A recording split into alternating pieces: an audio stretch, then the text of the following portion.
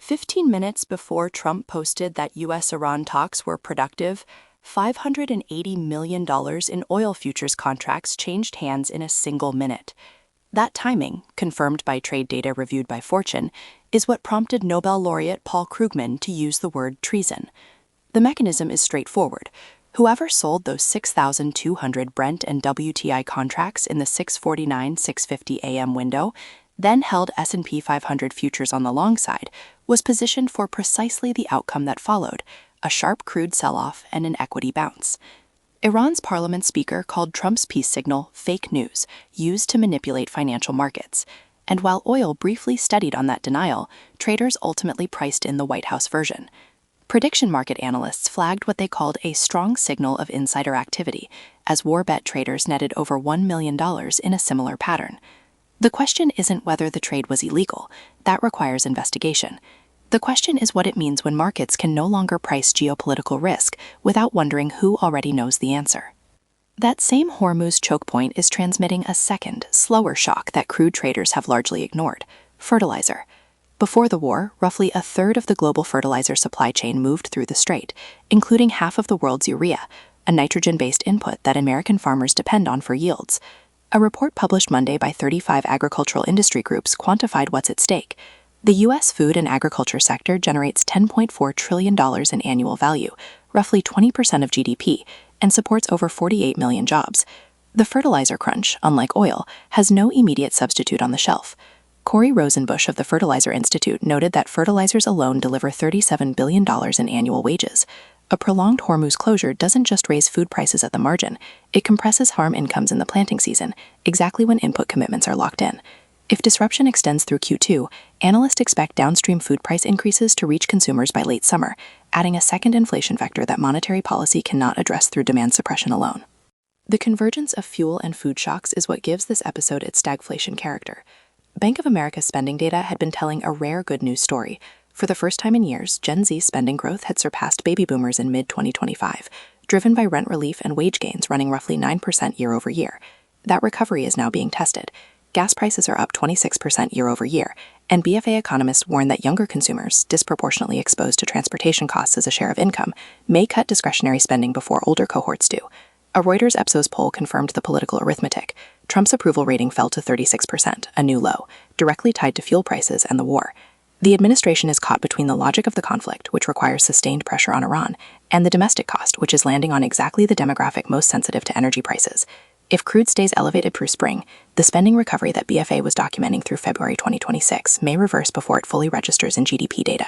While the Iran war dominates macro headlines, a different disruption is building in the labor market, one that Silicon Valley insiders say will define the 2028 presidential election more than any geopolitical conflict.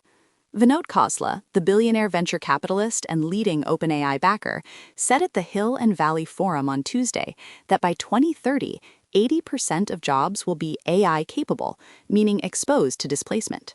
His argument was structural, not that AI will immediately eliminate those roles, but that the fear of elimination will reshape political behavior. The single biggest issue in the 2028 presidential election will be fear of AI, he said, adding that the biggest danger to AI adoption is now politics, not technology. That fear is already generating legislation. New York is considering a bill banning AI from giving medical or legal advice. Florida passed a law forcing data center companies to pay for their own utilities. Perplexity CEO Aravind Srinivas pushed back with a counterargument that most people dislike their jobs anyway, and AI displacement opens space for entrepreneurship.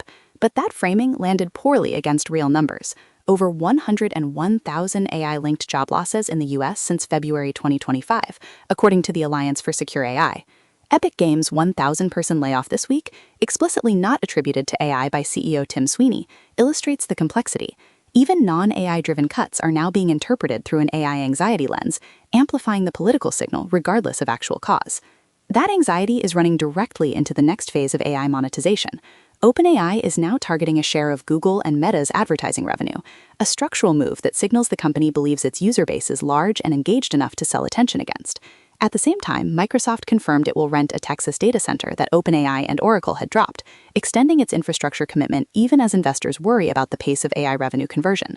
ARM took the most concrete step. The chip designer announced it will sell its own AI chips directly for the first time, a break from its historical licensing model, and expects the move to add billions in annual revenue. The mechanism here is vertical integration pressure. As AI infrastructure costs rise and hyperscalers seek to reduce per-compute pricing, chip designers face a choice between staying upstream as IP licensors or moving down the stack to capture margin directly. ARM is choosing the latter, which puts it in partial competition with its own customers. If ARM's direct chip sales gain traction, it reshapes the cost structure of AI inference at scale and forces Nvidia to defend margin on hardware it has so far priced with limited competition. 3 watch points carry the most forward weight. First, the Hormuz situation. If the strait remains effectively closed through April planting season, fertilizer shortages will shift from a financial risk to an operational one for U.S. agriculture, with food price consequences arriving in Q3. If a ceasefire framework emerges before then, oil retraces and the fertilizer shock stays contained.